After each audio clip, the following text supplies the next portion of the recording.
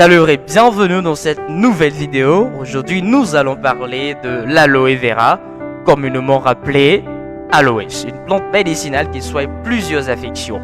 Alors, si vous souffrez de l'acné, c'est-à-dire des boutons qui apparaissent sur le visage, des brûlures, des escarpes sévères, de la colite ulcérative, de l'épaisse génitale ou encore des constipations occasionnelles, alors restez jusqu'à la fin de cette vidéo car ensemble, nous allons découvrir comment l'aloès agit dans l'organisme, ce que les autorités de santé pensent de son usage, comment l'utiliser pour se soigner et les contre-indications de l'aloe vera.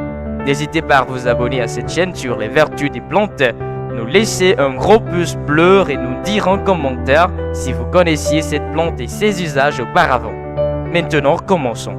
L'aloès est une plante qui permet deux usages distincts. Selon que l'on utilise sa sève séchée ou le gel translucide présent au cœur de ses feuilles. Séchée, la sève est un laxatif puissant. Le gel translucide est utilisé frais dans le traitement des plaies et des brûlures légères, ainsi pour lutter contre certaines infections de la peau. La médecine traditionnelle chinoise utilise le lactès d'aloès, la sève contre les infections dues à des champignons, contre la tuberculose ou contre les ulcères de l'estomac. On l'obtient le lactès en coupant les feuilles ou la tige de la plante. La médecine indienne la recommande en cas d'insuffisance des règles. En Afrique du Sud, elle est proposée contre les inflammations des yeux et la syphilis. En Europe, la sève séchée est utilisée comme laxatif. Le gel transparent des feuilles est traditionnellement utilisé pour soulager les brûlures et les hémorroïdes, aider à la cicatrisation des plaies mineures, soigner l'acné et les dermatites séborréiques et apaiser toutes sortes de problèmes de peau. Du fait de son action apaisante sur les brûlures légères, le gel d'aloès a été proposé pour prévenir les irritations de la peau occasionnées par la radiothérapie anticancéreuse. Il a également été proposé pour diverses affections de la peau telles que l'acné, psoriasis, les ulcères des jambes, l'escarre, etc. Comment agit l'aloès dans l'organisme? Les principes actifs de lactès séché d'aloès sont des dérivés anthracycliques, anthraquinones dont la barbaloïne qui agissent de plusieurs façons, en stimulant les contractions intestinales et en diminuant la réabsorption de l'eau contenue dans les aliments. Maintenant, ainsi les sels molles. Son effet laxatif est également dû à une action irritante sur les parois de l'intestin, ce qui limite l'usage de l'aloès dans la constipation. Le gel translucide des feuilles semble posséder une action anti-inflammatoire qui serait due à la présence de salicylate capable de bloquer la sécrétion d'histamine, une substance importante dans la réaction inflammatoire. Les mécanismes de ces propriétés cicatrisantes ne sont pas clairement élucidés. Quelle efficacité pour l'aloès? L'efficacité du lactès séché d'aloès dans les constipations passagères ne fait pas de doute, mais son utilisation est fortement remise en question du fait de son action irritante sur l'intestin. Aujourd'hui, l'usage de laxatifs irritants est déconseillé par les autorités de santé. Il est préférable d'utiliser les laxatifs dits osmotiques ou les laxatifs de l'Est, comme les graines de psyllium ou de lin par exemple.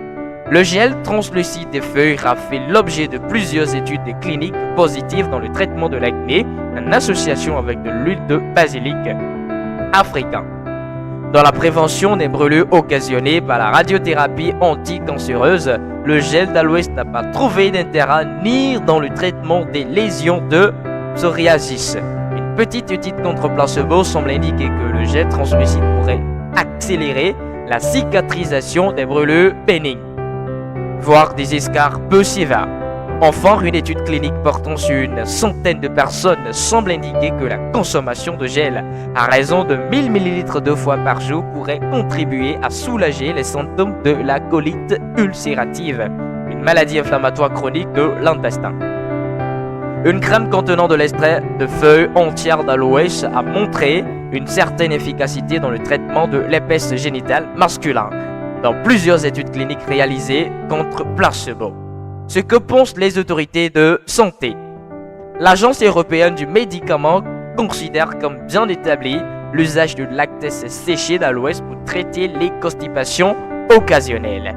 Elle recommande néanmoins d'en réserver l'usage aux patients de plus de 12 ans et d'en limiter l'utilisation en moins de 2 semaines. L'Organisation mondiale de la santé, l'OMS, considère le lactase séché d'aloès comme un traitement de courte durée de la constipation occasionnelle. Elle cite son usage non approuvé en médecine traditionnelle pour les dermatites séboïques, les ulcères gastro-intestinaux, la tuberculose et les infections dues à des champignons. L'usage traditionnel du gel comme cicatrisant, notamment sur les brûlures, est recommandé. La commission du ministère de la Santé allemand reconnaît l'usage de lactase séché d'aloès dans le traitement de la constipation. Les instituts nationaux de la santé américains reconnaissent l'efficacité du lactase d'aloès séché comme laxatif, mais rappellent que les produits en vente libre contenant ce lactase ont été retirés du marché américain sur ordre des autorités sanitaires. Les propriétés cicatrisantes du gel sur les plaies et brûlures bénignes sont mentionnées, ainsi que l'absence d'effets préventifs sur les brûlures provoquées par la radiothérapie. Alors, comment utiliser l'aloès? La poudre de lactase séchée est dosée telle qu'elle ou selon sa concentration en barbaloïne. Pour les médicaments contenant de la poudre de lactase, la posologie varie entre 30 et 120 mg par jour, poudre sèche entière, ce qui représente 4 à 18 mg de barbaloïne. Et dans les médicaments de phytothérapie laxatif, la poudre d'aloès est souvent associée à d'autres plantes laxatives irritantes telles que cinnaboldur, boudin, etc. En raison de leurs effets indésirables, ces laxatifs doivent être utilisés sous contrôle médical et pour une durée n'excédant jamais 8 à 10 jours. Dans tous les cas, il est préférable de leur préférer les laxatifs osmotiques ou de l'Est. Les préparations à base de gel translucide d'aloès doivent être utilisées sur la peau. Le gel peut également être utilisé frais.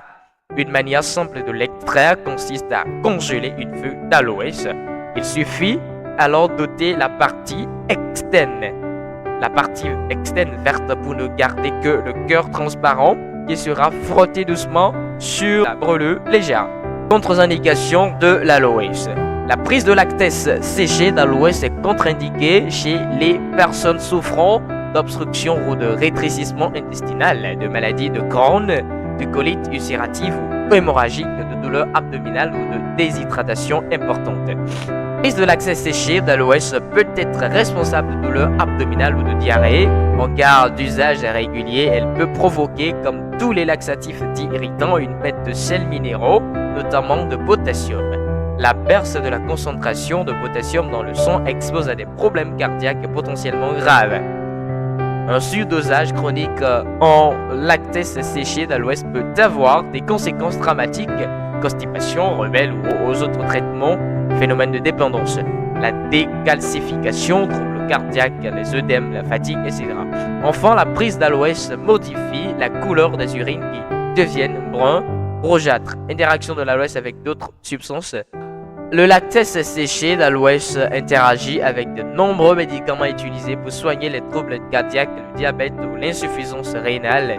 Toute personne qui prend un médicament dans le cœur, les reins ou contre le diabète doit impérativement consulter un médecin avant une prise éventuelle d'aloès. La prise d'aloès peut perturber les tests urinaires qui mesurent les taux d'oestrogène et d'urobilogène. Avis du spécialiste sur l'aloès. L'usage de plantes laxatives irritantes comme l'aloès est fortement déconseillé aujourd'hui.